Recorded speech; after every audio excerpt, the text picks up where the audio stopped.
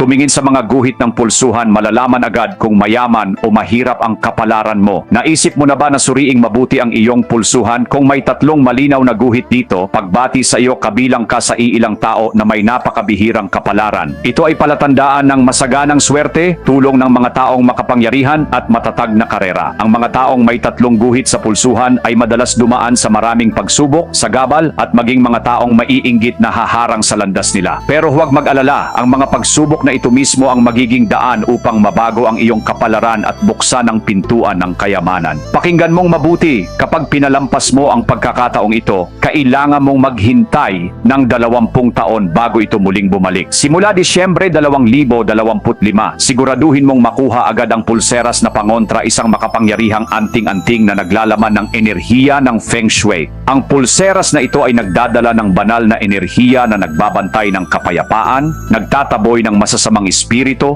at nag-aalis ng kamalasan at kapahamakan. Kasabay nito, ito rin ay parang pintuan ng swerte na nag-aaakit ng kayamanan, nagpapatatag ng karera, nagdadala ng mga taong tutulong at sinasamahan ng swerte saan ka man magpunta. Kapag isinusuot mo ito ng palagian, ikaw ay laging protektado ng positibong enerhiya, nagiging panatag ang isipan, nagliliwanag ang kapalaran at umaagos ang yaman sa iyong buhay. Ang pagkakita mo sa video na ito ay hindi aksidente. Ito mismo ang hudyat na kumakatok na ang swerte sa iyong pintuan.